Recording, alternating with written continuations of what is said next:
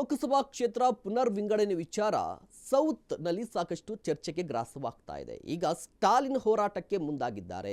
ಯಾವ ಹೋರಾಟಕ್ಕೆ ಅಂತ ಹೇಳಿದ್ರೆ ಲೋಕಸಭಾ ಕ್ಷೇತ್ರಗಳ ಪುನರ್ ವಿಂಗಡಣೆ ಡಿಲಿಮಿಟೇಷನ್ ವಿರುದ್ಧ ಸ್ಟಾಲಿನ್ ಎಂಕೆ ಸ್ಟಾಲಿನ್ ಹೋರಾಟಕ್ಕೆ ಮುಂದಾಗಿರುವಂಥದ್ದು. ಮಾರ್ಚ್ 22ನೇ ತಾರೀಕು ದಕ್ಷಿಣ ಭಾರತದ ಸಿಎಂಗಳ ಜೊತೆ ಮಹತ್ವದ ಸಭೆಯನ್ನು ನಡೆಸ್ತಾರೆ.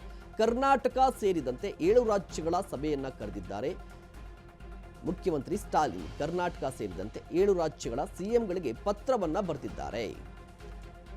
ದಕ್ಷಿಣ ರಾಜ್ಯಗಳ ಹಿತಾಸಕ್ತಿ ರಕ್ಷಣೆಗಾಗಿ ಸಿಎಂ ಸ್ಟಾಲಿನ್ ಹೋರಾಟವನ್ನ ಮಾಡ್ತಾ ಇದ್ದಾರೆ. ಕೇರಳ, ಒಡಿಶಾ, ತೆಲಂಗಾಣ, ವೆಸ್ಟ್ ಬೆಂಗಾಲ್ ಹಾಗೂ ಪಂಜಾಬ್. ಕರ್ನಾಟಕ ಮುಖ್ಯಮಂತ್ರಿಗಳು ಪಕ್ಷದ ಮುಖ್ಯಸ್ಥರಿಗೆ ಸ್ಟಾಲಿನ್ ಪತ್ರವನ್ನ ಬರೆದಿದ್ದಾರೆ. ನೋಡಿ, ಒಂದು ಕಡೆ ದಕ್ಷಿಣ ಭಾರತದಲ್ಲಿರುವಂತಹ ರಾಜ್ಯಗಳು ಕರ್ನಾಟಕ, ಆಂಧ್ರ ಪ್ರದೇಶ, ತೆಲಂಗಾಣ, ತಮಿಳುನಾಡು, ಕೇರಳ, ಪುದುಚೇರಿ ಅಂತ ತೆಗೆದುಕೊಳ್ಳಿ. ಆಂಧ್ರ ಪ್ರದೇಶದಲ್ಲಿ NDA ನೇತೃತ್ವದ ಅಥವಾ NDA ಮಿತ್ರಕೂಟದ ಪಕ್ಷ TTD ಮತ್ತು ಜನಸೇನೆ ಆಡಳಿತವನ್ನು ನಡೆಸ್ತಾ ಇದೆ.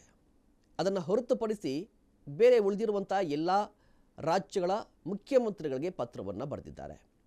ಇದಲ್ಲದೆ ಇಂಡಿಯಾ ಮೈತ್ರಿಕೂಟದ ಮಿತ್ರ ಪಕ್ಷಗಳಾಗಿರುವಂಥ ಮಮತಾ ಬ್ಯಾನರ್ಜಿ ಮತ್ತು ಆಮ್ ಆದ್ಮಿ ಪಕ್ಷದ ನಾಯಕರು ಕೂಡ ಪತ್ರವನ್ನು ಬರೆದಿರುವಂಥದ್ದು. 22ನೇ ತಾರೀಕು ಬೆಂಗಳೂರಲ್ಲಿ ಮೀಟಿಂಗ್ ನಡೆಯುವ ಸಾಧ್ಯತೆ ಕೂಡ ದಟ್ಟವಾಗಿದೆ.